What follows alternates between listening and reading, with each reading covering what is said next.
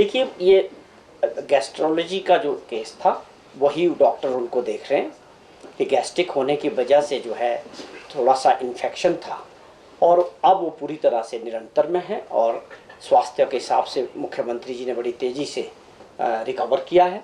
और वैसे भी जो डॉक्टर्स का एडवाइस था कि उसमें 72 आवर्स के बाद ही वो आगे काम करता है, तो वो अब पूरी तरह से कोई भी चिंता का विषय नहीं है। मुख्यमंत्री जी के स्वास्थ्य में पूरी तेज़ी से जो है सुधार हुआ है, और जो उपचार है अब डॉक्टर्स के एडवाइस के हिसाब से वो कितने दिन का रेस्ट लिखते हैं और कब डिस्चार्ज करते हैं, वो अगले एक दो दिनों के अंदर जो है स्थिति स्पष्ट हो जाएगी, और मुख्यमंत्री जी उसके बाद जल्दी जो है हिमाचल प्रदेश और अपने घर की तरफ जो है रुख करेंगे। सर, सीएम जी जब शिमला से एम्स की तरफ गए थे तो वो पहले दिन से ही वहाँ का अपना एक सिस्टम है एम्स का, उन्होंने जितना भी उपचार है उस दिन से ही वो आईसीयू में हो रहा है। आईसीयू में होने का मतलब है कि उनका एक प्रोटोकॉल है कि वहाँ किसी भी आदमी को मिलने की मना है, और वो एक बहुत अच्छा है कि आईसीयू में होने की वजह से लगातार मुख्यमंत्री जी को रेस्ट मिला, और उनके उपचार में जो है एक प्रोटोकॉल है कि कब कौन सा टेस्ट होगा, कब कौन सा टेस्ट रिपीट होगा, मॉनिटरिंग कैसे होगी, वो उस लेवल का आप समझ सकते हैं कि एम्स के लेवल का है।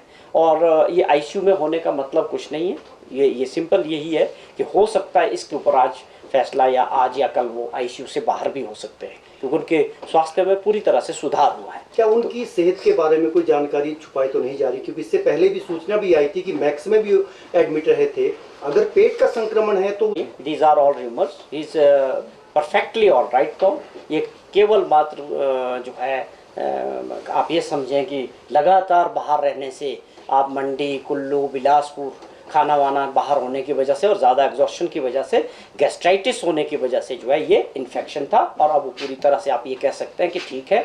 बट इसका फैसला जो है जो डॉक्टर्स जो टीम वो तय करेगी कब मुख्यमंत्री जी को डिस्चार्ज होना है।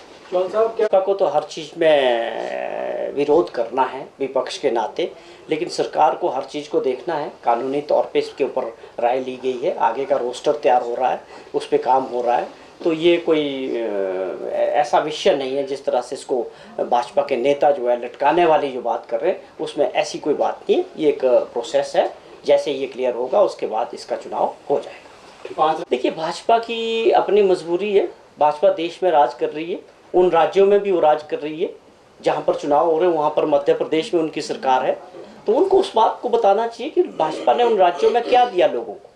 वो हिमाचल की बात अगर आज कर रहे हैं तो वो एक स्वाभाविक तौर पे कि हिमाचल प्रदेश में जो कांग्रेस पार्टी ने और हिमाचल प्रदेश के लोगों ने जो कांग्रेस की सरकार बनाई है, वो एक सबसे बड़ा चैलेंज भाजपा के लिए था। इसका मतलब वो उन चीज़ों से डर रहे हैं। हमने किया है, ओपीएस को बहाल करने वाली देश के अंदर पहली सरकार बनी, पहली कैबिनेट में किया, 1,36,000 लोगों को आज पेंशन मिल रही है। उस पर सवाल करें भाजपा वाले, बताएं उस पर कुछ बता सकते हैं? एक आदमी को 1700 पेंशन मिलती थी, आज उसको 37,000 पेंशन मिल रही है। क्या इसका जवाब भाजपा के नेताओं के पास है? क्या ये सरकार के फैसले से नहीं हुआ? क्या ये कांग्रेस पार्टी की जो कमिटमेंट थी लोगों से, क्या वो पूरी नहीं हुई? और जितने भी और कमिटमेंट्स है उसके ऊपर सब कमेटीज बन के काम कर रहे हैं। सरकार का काम क्या घोषणा करना नहीं है, ज़मीनी स्तर पे इन फैसलों को आगे लोगों तक कैसे पहुंचाना है, इसके लिए पूरा एक मैकेनिज्म होता है, सरकार काम करती है। ये केवल मात्र जो है भाजपा का फ्रस्ट्रेशन है कि हिमाचल प्रदेश के मुख्यमंत्री जी ने और सरकार ने जिस प्रकार चाहे आपदा की बात करें उसमें काम किया, चाहे कमिटमेंट्स की बात थी। ओपीएस एक बहुत बड़ा फैसला था देश के अंदर।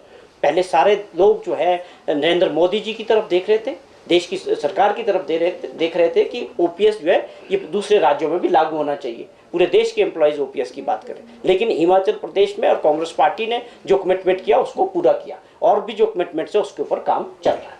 ठीक है, मुख्यमंत्री जी एम्स में इलाज चल रहा है, ये आप सभी जानते हैं, और जो अपडेट था कल तक का भी और आज तक का भी, उनके स्वास्थ्य में बड़ी तेज़ी से सुधार हुआ।